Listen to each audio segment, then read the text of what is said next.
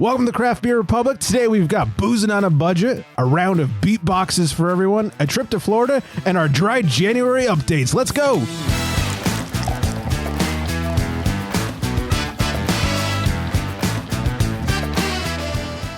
Welcome in, everybody. It's Craft Beer Republic. It's a photo of the Craft Beer Republic.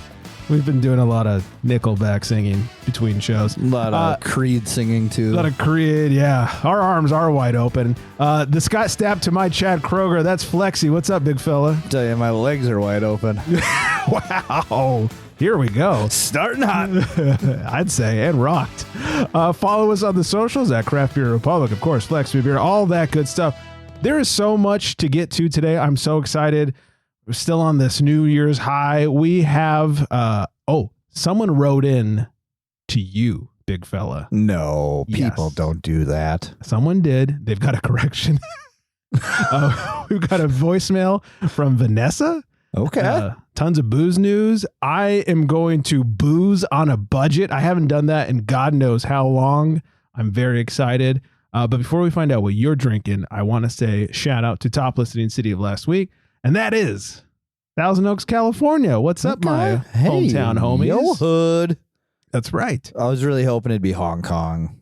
Sorry, you know what? It's funny. So, and then in parentheses, I wrote next to it, it says special shout out to Japan because we had a huge spike. We had that spike in Hong Kong. Now we've had a huge, weird spike, not quite as big as Hong Kong's, in Japan. I don't know what the fuck's going on, but like we might need to gas up the jet. And after we're done in Finland, cruise on over to Asia. Hey, I'm totally cool with that. I really want to go to Japan. That's like one of my bucket list trips. Yeah. Tokyo Disney. But like not even for like any like the touristy stuff. I just want to go to a fresh fish market and point to one of the vendors and say, that's what I want. Yeah. And then to have him just cut it up for me right there and eat it raw. Dude, I bet the sushi over there is so good. Oh, it's got to be phenomenal. I've watched Bizarre Foods with Andrew Zimmern. It was, a long time ago. Yeah. Way like 10 years old.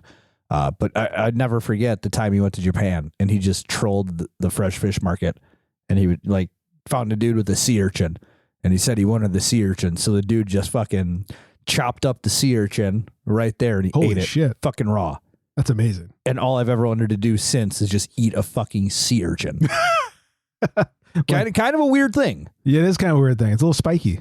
Well, yeah, they cut all the spikes off. Oh, okay, gotcha. Yeah. Yeah, you get the urchin meat, right? Isn't that uni? That's uni, right? I don't know. Do I have that right? I don't know. Maybe. I don't know. You're smarter than I am. I'm going to somebody correct us. Everybody knows that you're way smarter than I am. I don't know about that, but somebody correct us, please. I think it's uni though. I'll look it up while you tell us what you're drinking over there. In a world where craft beer is king. A world where muscles are bigger than growlers. Only one tongue can guide us. One man, one tongue, one tongue jobber. In this world, we must find out what is Flex drinking. Well, first of all, I just want to let everybody know my IMDb app is right next to my Untapped app. Okay. And they're almost the same color. Yeah, they're both yellow. And I often open up the other whenever I want to open up the other. So you go looking for your beer on IMDb? So as I just went to open up for my beer, I was like, oh, search a movie. I don't want to search a movie. So I hope other people... So, do you come to Milwaukee often? Yeah, enough said. I just hope I'm not the only person that does shit like that. Got it. So I'm actually super intrigued about this beer. After last week's wonderful start to the new year, I got a local-ish beer brewery, Microphone. I've had them on the show. I saw the writing at the top. I can't read it, but I can see the writing around the top. Yeah, I was like, I bet he's drinking Microphone. Yeah. So I caught a Microphone beer. They are wonderful. They always put out really good stuff. They're out of Elk Grove, Illinois, which is like, I think like northern-ish Illinois. Nort. Yeah, and this one is called Breakfast at Tiffany's, which they're a music brewery, so it's more for the song. And Makes I think the blue label might be for the band Deep Blue something, or maybe it's like the Tiffany Blue. I don't know. Either way. Works either way. I love the song. So this is a Berliner style Weiss Ale, because, you know, you got to say it German. Sure. And this is what intrigued me. Blueberry and maple syrup. So obviously it's supposed to like mimic blueberry waffles. Mm-hmm. And I kind of like this. They got like this little blue gem on it and then like a little maple leaf gem. Oh, yeah. But this gem right here, the little blue one, reminds me of the original Sonic game when you got into like a bonus level. That's right. And everything's spinning and you got to get, you know, the one gem, but then break all the other, you know, real nerds know what I'm talking about. So anyway, I haven't taken a sip of this beer yet. I really wanted to save the inaugural sip for the show. It is a 5.25% ABV, 5,000 ratings on this one, and a 405 collective. 3 friends of mine apparently have already had this beer, and they rated it a 3.5, so a little under. And enough said, Berliner Weiss with blueberries and maple syrup. So no nosebuds here. Looks very blueberry. It is. You could tell there's definitely blueberries in there. I'm expecting a strong hint of blueberry here. The aroma is phenomenal. It's like a perfect balance of the maple syrup and the blueberry. So I'm really hoping that the maple syrup doesn't overpower the blueberry on the palate. So without further ado, warm up the old sun jobber. Dive in. While you do that, I will say I was looking up the can art and I found Josh Homey, I don't know, from Queens of the Stone Age. Okay. Apparently somebody jokingly posted that he did a version of Breakfast at Tiffany's, and I got so excited and found out it was fake and got mad. Oh, I'm sorry to hear that. Yeah, here we are. So this kind of falls flat. Oh, it just kind of tastes watered down. yeah. Yeah, like I go to have a sip Yeah. and I smell it, and it smells like somebody just made me breakfast. Oh, okay. And then I go to put it in my mouth, as I do here, in your mouth. and it tastes like blueberry maple syrup water. Yeah, That's too bad. They got me. Damn it. I mean, They got me good.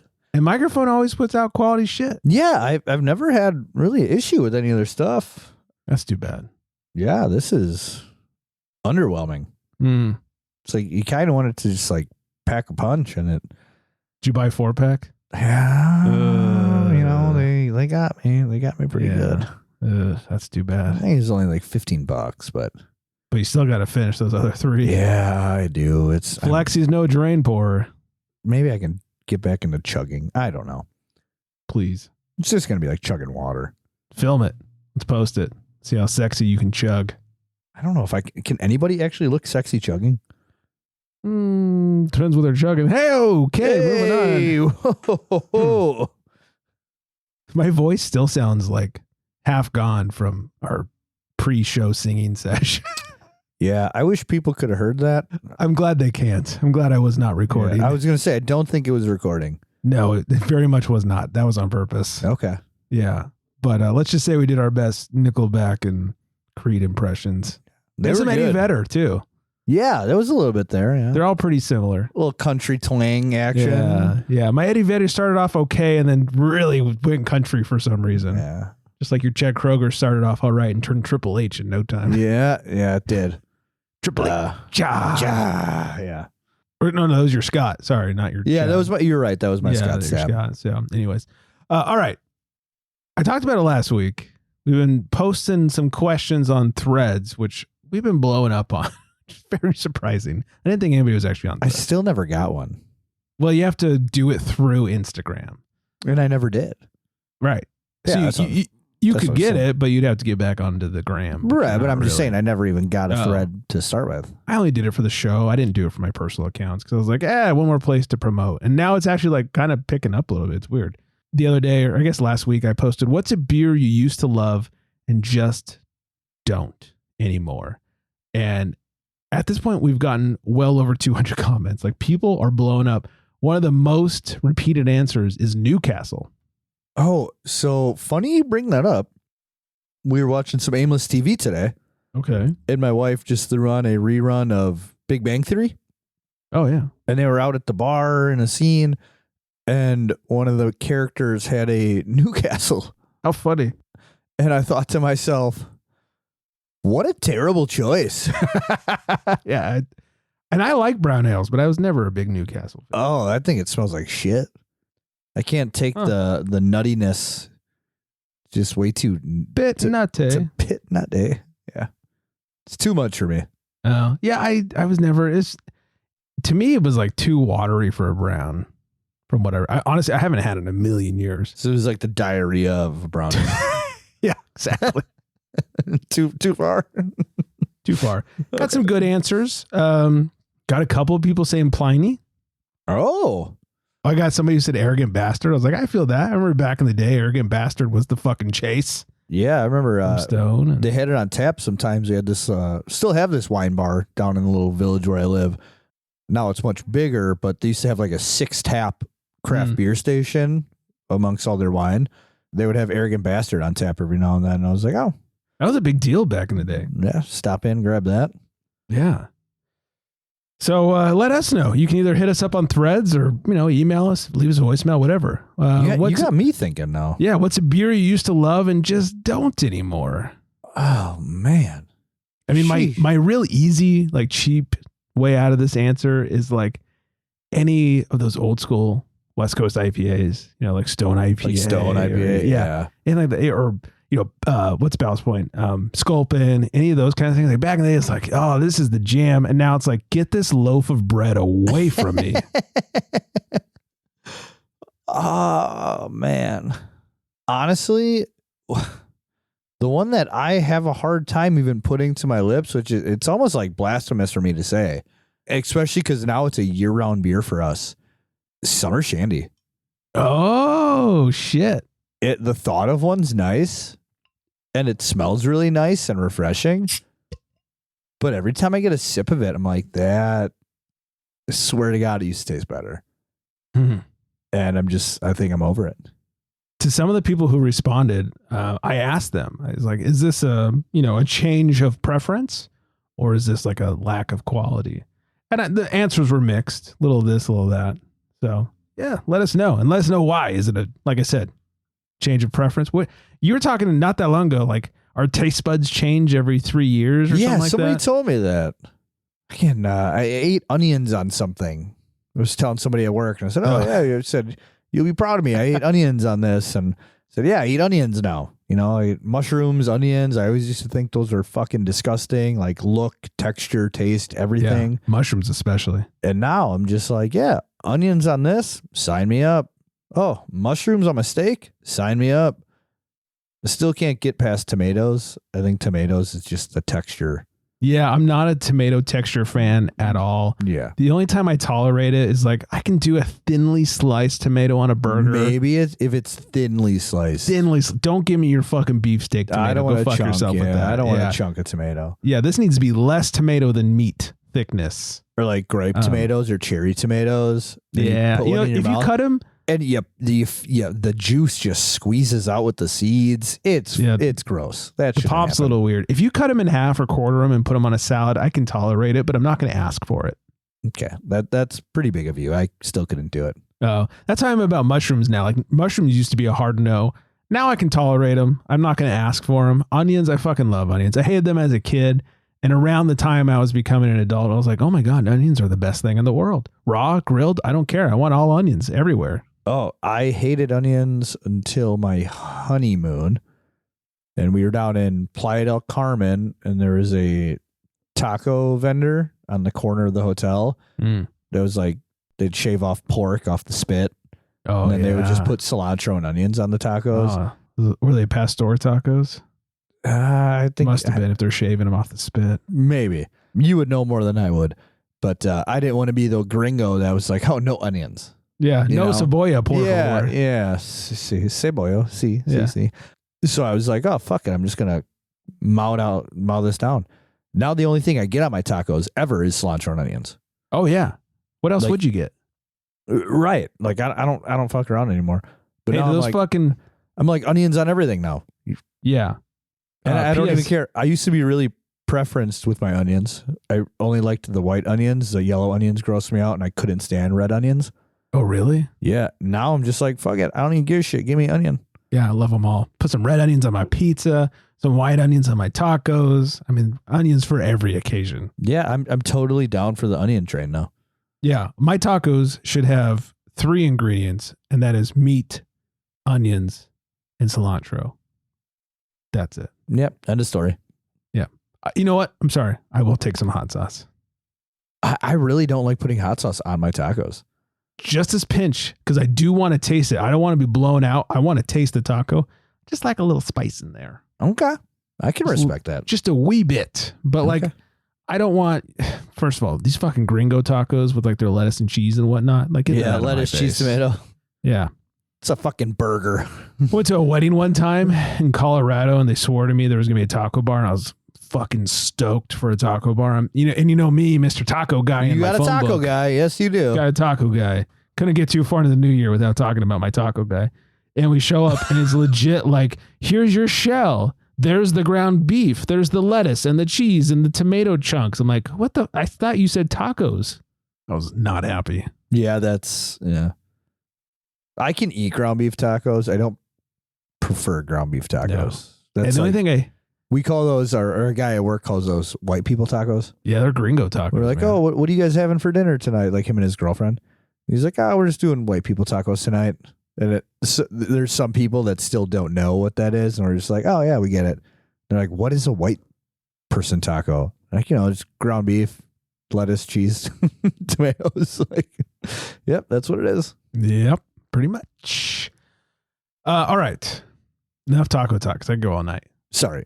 We got a letter from a listener who went nameless Oh, for some reason, that's not cool. but it was for you, Flex. Okay. It says, hey, Flex. First time writer, long time listener here. Love the show. You and Greg always crack me up and make my Monday commutes way more fun. Does that mean you're listening to the show like almost a week late? I'll let it go.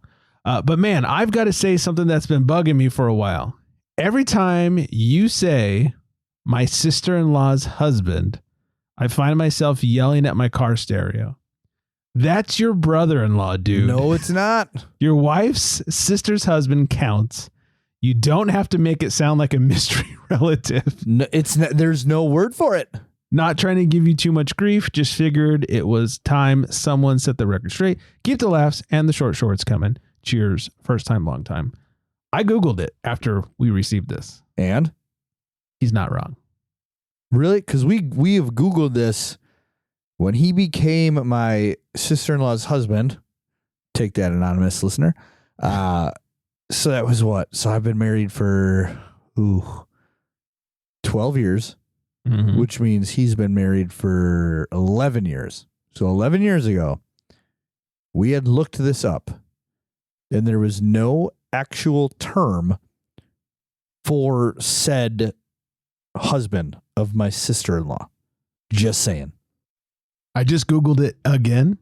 And I said, what is my sister-in-law's husband to me? It says, your sister-in-law's husband is typically called your brother-in-law. Interesting. As he's the spouse of your sibling's that doesn't work. The spouse of your sibling's spouse? No. Yeah, see, whatever you're looking up is wrong. Hold on. You know what we're going to do? ChatGPT it. We're going to go to ChatGPT.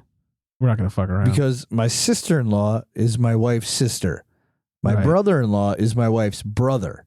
That's what I initially checked was my wife's sister's husband. My wife. But here, we're gonna do this the right way. Live and in living color. You guys ready for this? What is my wife's sister's husband to me? That's the right relationship, right? Yeah. Your wife's sister's husband is your brother-in-law. The term covers a few relationships: your spouse brother, your spouse's sister's husband, and your sibling's spouse. Well, there you have it. So in your case, brother-in-law is the correct and standard answer. Thanks, ChatGPT. Okay. Thanks, ChatGPT. And anonymous guy. Well, all right. I guess I'm going to confuse everybody with my two brother-in-laws now. Or I can just keep being myself. You do you, boo. You do you. Thanks, anonymous listener, for... Yes, thank you for writing in, even if you didn't feel safe enough to share your name. I hope your steering wheel's okay. Sincerely, Flex. that a threat? Did he say bash the steering wheel? Is that what he says? I find myself yelling at my car stereo. Oh, yelling at the car stereo. Yeah, fuck it. Keep yelling. Yep. Keep going. Flex ain't changing for no one. I'm me. That's right. All right. I threatened this earlier. We have a voicemail from Vanessa. Oh. Hello, no one is available to take your call. Please leave a message after the tone. So I have had a beatbox, 4 different flavors actually. My friend who is Sip Sip Bandit on the gram, she used to work for them. So one time she brought 4 different flavors. We opened them all up. We tasted them. I kept them in my fridge. I believe the fruit punch was my favorite. I never had a whole one all by myself in one sitting, but I've definitely tried a few of them. They're pretty good. I mean, in terms of juice, so it's almost like a fruit punch drink. It definitely has a kick. Like, I think they're like 14%. Yeah, they'll definitely fuck you up if you drink the whole thing in like 20 minutes. But I've never bought one. All right. Remember when we told her about the margarita Topo Chicos? Because those are your favorite, right? The margaritas or whatever. Yeah. And was it her or her husband that told us she passed out laying on a raft in the pool? That's right. Well, a little hard on those margarita topos. Yeah. Easy on the beatboxes and Topo Chicos. That's right. 805-538-BEER 2337 if you want to leave a voicemail. Yes. So a few weeks ago, Flex and I were talking about beatboxes and like, would we ever do wine cocktails, blah, blah, blah. I have an update. Yeah, you said you wanted to talk about this. I had some beatboxes. Some beatboxes. Well, not full ones. Okay. So here's what happened. I've been walking through Total Wine, getting some champs for New Year's. And they have a little demo station where they used to back in the day, like sample beers all the time. Like breweries show up, sample beers. I haven't seen beer there in forever. The lady standing there, I kind of look over and she goes, "Hey, you want to try some beatboxes?" And I just was like, "No, thanks. I'm good." And I just kept going. And I hit the beer aisle. And I went, "Hold on. I think I should try. I need to try it for the show because we talk so much shit about it and they've come up a lot lately." I was like, I need to go back. How do I make this right? And so I walked. You said beatboxes. You need to enunciate better. I thought you said meat boxes. Which also. So after I was disappointed in the beer aisle, I went back over and I said, "You know what? That was very close-minded of me. I will try a beatbox." You did not say that. 100% did. And she goes, "Yeah, let's do it." And so she goes, "Have you ever had any of these?" I said, "I've never had one. And I've heard they're very sweet. And I'm not a huge sweet drink fan. I'll just warn you. But I'm game." And she goes, "Okay, well, I'm going to start you off with this one." And I don't know what flavor it was. And I went, "If they don't get any better than this, we can stop here." And she goes, And she goes, "That's my least favorite flavor of all time." She goes, "If you ask me, I think it tastes like cough medicine. And in my opinion, they only get better." I said, "It absolutely tastes like cough medicine. I would never even take this for free beyond this little shot you've given me." Ew. She goes, "I'm the same way. I can't stand that one, but I have to pour it for people." I was like, "All right, I appreciate your honesty. We'll continue." And she went down the line. I honestly don't remember the flavors. I just Googled like the beatbox flavors. I only remember one of them, which was the last one. They have a mystic grape, a blueberry lemonade, a watermelon lemonade, a lemon squeeze, an orange blast, a cherry limeade, a blue raz. I don't know which one I had first. It might have been the fruit punch. I honestly don't remember. Like the second one I think was green. Don't remember. The only one I remember was the last one. And that was sweet heat cinnamon. Ew. Yeah. It's like a Fireball shot? Fireball shot. Thank you. Ew. It tasted like Fireball, but didn't have as much alcohol in it. So it was really pointless. I didn't like any of them. They were all fucking trash. The first one was the absolute worst of all 4, but I could not stand any of them. I would never pay for them. If I was at a concert and you said to me, "Hey, Greg, would you like to go buy your own beer or drink this free beatbox?" I would go buy my own beer.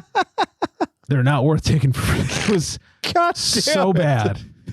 got this free beatbox, Greg. What are you gonna do, Greg? Yeah.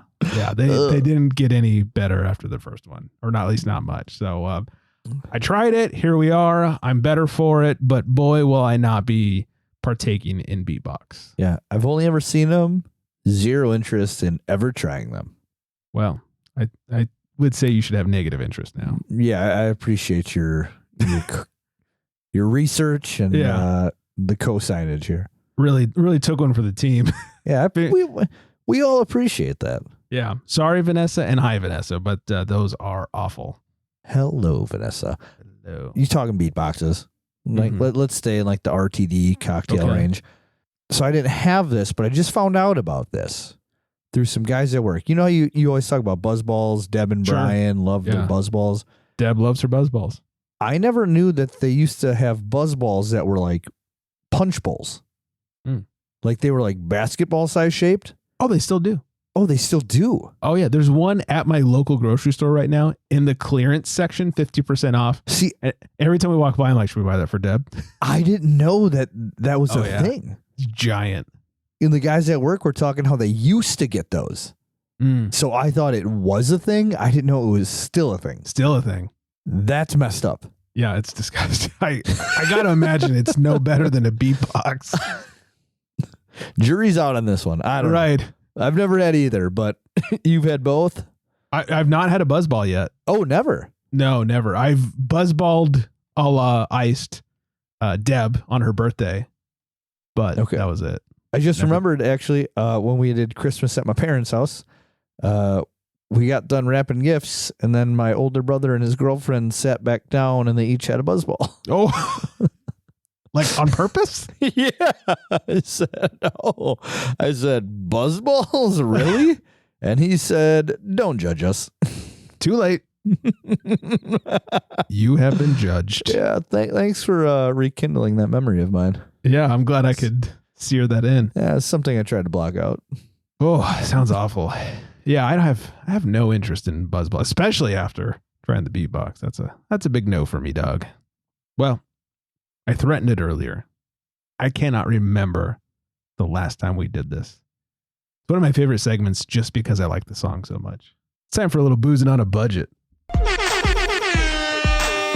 Boozing on a budget. We can't buy pockets like you know this. Boozing! Budget beer on tap. It's hopeless. We all sober. Beer so fly. Can't buy. You know this. Boozing, hops and malts. Oh my, stay focused. Boozing on a budget. By the way, I wrote that and had someone to rap it, and it's my favorite thing because he was so bad. That is amazing. Yeah, it's so good. But hey, he's got the balls to do it, and I don't. So here we are. I saw this at Costco, and I've seen it for a year or two off and on. And I thought, you know what? We got to do it on the show. I've talked shit about it with friends. I don't think I've really talked about it on the show, but it's time we pick one of these up. So for boozing on a budget, I am drinking Kirkland Signature Vintage Ale. Okay. 12% out of 4,100 ratings. It has a 3.88. Not bad. Not the worst. And they say, brewed for Costco stores by Deschutes Brewery. All right, promising Deschutes, yeah. Using dark chocolate malt, milled oats, and Dutch cocoa before being aged 9 months in oak barrels previously used to produce Kentucky bourbon. These are all words that are fine. Just like a Bourbon County ale? Yeah, just, it's like, what's Deschutes? By Deschutes? Yeah, it's like Deschutes, not Black Butte. I can't remember the name of their big barrel aged one. Anniversary, I guess. Anyways, the schnoz. It's already not a great start. Okay. So it's got like the classic bourbony, chocolatey, stouty smells. Yeah. But it also has a huge hit of banana. Ooh. And a little bit nail polish remover. That's not good. No, neither is the banana. And when I say banana, I mean like runts, not like real banana. Yeah, that excites me. Oh, it gets me so soft. The nail polish remover really turns me off. Nothing like a little paint stripper to get you going. Well, give me a paint stripper and I might get going. All right, here we go. I'm going to torture myself, I think. I'm excited. Everyone's on the edge of their seat. It's 12%. It's not a 12% face. Oh. Here's the nicest thing I can say about it. It tastes exactly how it smells. I was hoping you were going to say it was 50% off. No, it was only $8, and $8 for a giant bomber of what I said, 12% barrel aged beer. Man. That's boozing on a budget right there. You're not going to find any Firestones for that kind of price. I got proper glassware and everything. Yeah, I noticed. This is a hot runts chocolate bomb in a bad way all around. That's try it again. Is that ethanol in there? Is that Mm-hmm. Yeah, some E85, I think. Oh, Blech. yeah. I'm good. it's I think we're all right. $8 drain pour? Yeah, I think so. Are we gonna ever be able to financially recover from this? Oh, yeah. I wish I would have saved some of my last beer. You were the funny thing about your last beer is you were holding it on so long. You were even drinking it a little bit into the show. A little bit. Because you didn't want to try this beer. Ugh. I'll see if the wife likes it. She won't. She won't. She's got I'll try. better palate than you do. She really does, especially with beer. She can fucking pick out those flavors like no one else. I hope she says, "Why did you just feed me nail polish remover?" Runty nail polish remover. Has anybody else tried this? Like, if anybody listening has had this, please let me know your thoughts. I know a lot of people have, at least in years past, because I've heard people talking about it. But this is, I've heard Kirkland vodka is very good. I heard it's the same thing as Goose. Yes, I've heard Kirkland's tequila is pretty good. Oh, okay. So I would just assume people like their sparkling waters. I drink all of their sparkling waters. Yeah, I figured anything Kirkland is just good. And this isn't even made by Kirkland. It's made by Deschutes, a respectable brewery. And this is just, oof, this is a nail polish runt bomb. They got to rethink their inks. I think so. All right, we'll quickly move on and talk a little news.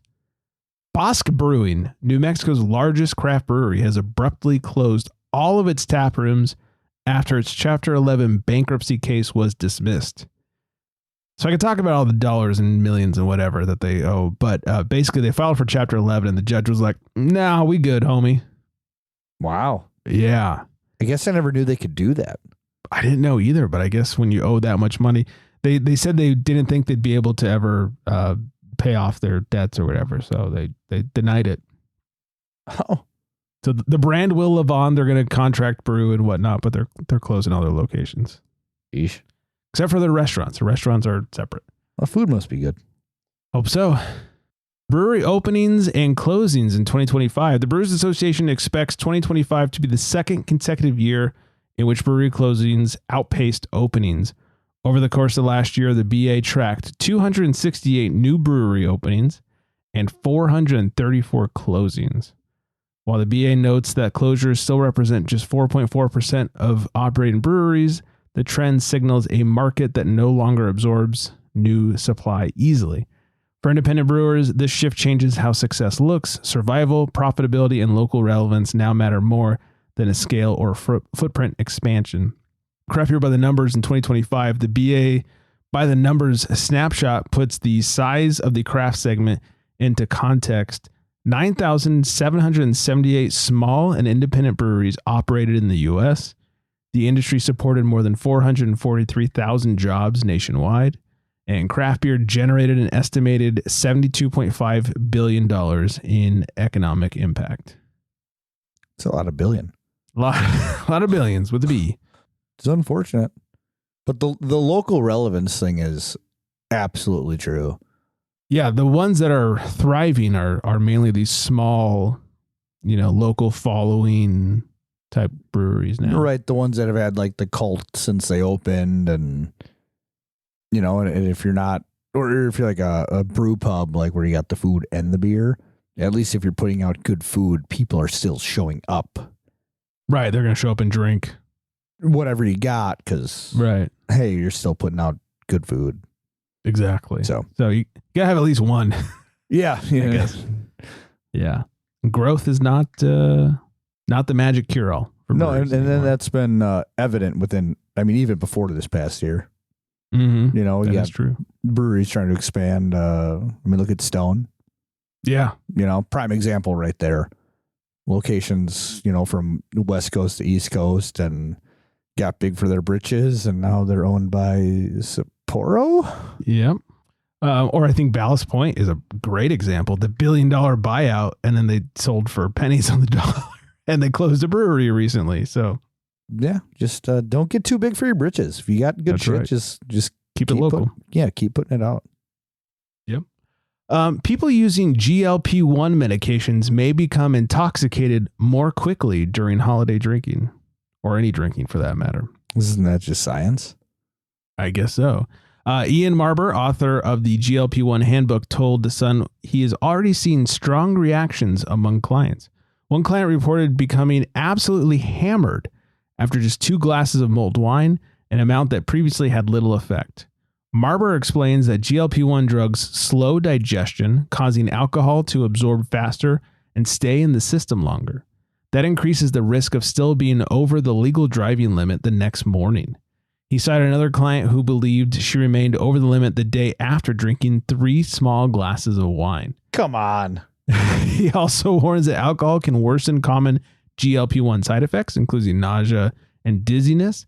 For people in early treatment, especially those experiencing side effects, he recommends avoiding alcohol entirely. For those who choose to drink, Marber advises planning ahead. Eat protein and carbohydrates first, have something sweet before bed, and prioritize hydration the rest of the next day. He notes that plenty of fluids and rest, along with painkillers if needed, can help with next day symptoms. Well, isn't like the GLP-1s that just curbs your appetite though, right? I mean, that's the end result, but it slows your digestion and messes with the receptors in your brain for you thinking how hungry you are and that sort of thing. But I mean, if you're not eating, you're obviously going to get intoxicated quicker. And yeah, that's the easy part. If you're eating less, you're going to get drunk quicker. But there's even more to it. Like the slower digestion keeps the alcohol in your system longer. That makes sense. And I've seen this firsthand with people. I won't name names. There is a guy I'm thinking of who has been doing it for, I know, over a year. Who knows how long in total. But last year we were at, I'm going to keep this as vague as possible. We were at an event and he had a few beverages, and this person who is normally quite the heavyweight when it comes to drinking was hammered very quickly, like silly hammered. And it was like, who the fuck is this person? But he'd been, or has still been, doing the shots. And so it makes total sense. I know of nobody personally who's done this. I've never seen anything firsthand. Yeah. I know multiple people. I can think of at least 3. Okay. Yeah. 4. Whoa. Yeah. If you keep you thinking longer, maybe I'll get 5. Yeah. But yeah, so I guess be careful and stuff. There were similar things when I started, like when I used to be much better in like actually keto. Now I'm just kind of low carb. When I was keto, there's a huge thing where like without all those carbs in you, your BAC spikes higher than it would if you had carbs. So if you get pulled over, even though you may not be drunk, like it reads drunker than you actually are. Interesting. Yeah. And my friend who's a lawyer sent that to me and was like, hey, just be aware. Good to know. Thank you. So you got to get the keychain breathalyzer. That's right. I got to find mine. It's got to be somewhere. Ready for a trip to Florida? Always. Florida man tried to blame drunk driving on a medical condition that he couldn't pronounce. Just before 11:30 p.m. in Wildwood, calls began flooding dispatch about a red Ford that was swerving, crossing lanes, and nearly striking other vehicles. The vehicle was first spotted near County Road 25 and Griffin Avenue before being seen heading south in northbound lanes. Talk about taking opposite direction a little too literally. Police quickly blocked traffic and stopped the car near Water Oak Boulevard. Behind the wheel, officers found 44-year-old Christopher Johnson. It's the whitest name ever. Super white. Who they say was he definitely eats tacos with ground beef and lettuce. Who they say was showing signs of heavy impairment and could not stand on his own. They also noted open containers of alcohol in his car. Breath test showed Johnson blew a .27. Pretty close. He blew twice. One was, yeah, he did. One was a 2.45. The other was a 2.36. Okay. Guy was fucking drunk. That's pretty hammered. Yeah. In fact, footage shows one officer asking Johnson to follow his finger with his eyes. Johnson's response: "That's where I've always had a problem with my EFD. It's hard to actually follow." When the officer asked what EFD meant, Johnson answered hyper blah, to which the officer replied calmly, "One of those. All right. We do believe you're impaired." Johnson admitted he had been drinking earlier. The officers later discovered he had prior DUI convictions and was driving on a suspended license. He was arrested on charges of DUI and driving with a suspended license. Released on $15,000 bond. Huh. Classy. Yeah, I'd say it's as classy as Florida gets. That sounds about right. Yeah, it's pretty on brand. Yeah. We'll end it with one more Florida story. Oh, it's like Christmas. Yeah, it's a gift that keeps on giving. Florida man arrested after attacking Publix manager with Salvation Army donation kettle tripod. Oh, no. It is Christmas. Ho, ho, ho. Stephen Pavlik, 63, of Stuart, Florida, was arrested after the Tuesday incident at the Publix on Canner Highway in Stuart, charged with aggravated assault with a deadly weapon and resisting arrest without violence. I'd argue that there was violence. The sheriff's office posted to its Facebook page that Pavlik was a part-time charity worker who rang the bell outside the Publix. The arrest report stated he had been volunteering there since Thanksgiving. According to the sheriff, the manager came outside to speak with the very intoxicated Pavlik when he became violent and attempted to impale the manager with the sharp end of the donation kettle tripod. Okay. The arrest report stated witnesses said he tried to spear the manager in the chest. Pavlik fled the scene, but deputies were able to locate him at his house and take him into custody. I hope he lived like right next door. I hope so. Nothing like running from the cops at your own fucking house. Like 63 years old, impaired. I'd say when you think you're running, you're probably walking. That's probably also true. They're probably right behind him, just walking. Just like waiting for him to stop. Right. There he goes, guys. He just walked into his house. We got him. Yeah. Way to go, Florida. Keeping it classy. That is classy. Mm-hmm. Although I feel like if there's one job you could show up drunk to, it's a bell ringer. Yeah. I mean, as long as you can keep the violence out of it, just be as hammered as you. You just got to stand there and ring a bell and say thanks. Yeah. People just come in and they put money in. That's it. Yeah. You just sit there and keep ringing that bell. It's annoying as shit, but I was going to say, if I had to hear that bell all day, I'd have to be hammered. Right. You would think the store manager was going to stab him. Right. You know, like, God damn that fucking bell. I hate those things so much. Yeah. I used to work, in a store that had that. It's like, true, I bet. Yeah. Like a month and a half straight. Just bell. Bell. Bell. Do you ever get hammered and try and stab him with his own tripod? No, but I thought about it. Yeah. Showed a lot of self-restraint. I'd be lying if I said I didn't. Yeah. Should have. No one would have blamed you. Let's be honest. All right. Let's hit a music. Let's hit a little music and get out of here. The thing was, 12%. Though I've only had like 4 sips. Yeah, you didn't drink it. Yeah, not at all. It's not good. Thanks for hanging out with us and all that good stuff. Follow us on the socials, Craft Beer Republic, Flex Mute Beer. Send us mail at craftbeerrepublic.com and 805-538-BEER. I think that's just about everything. I hope everyone's fucking getting down to the new Funkadelic song. And I also hope you're staying very well hydrated. And on that note, good night, everybody.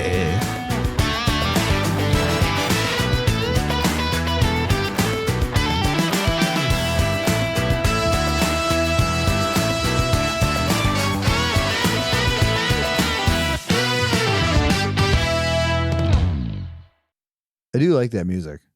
Good. I do. It's I like so it a much lot. more fun. that was my thought. It's fun. It's a little less like, hey, look at my balls.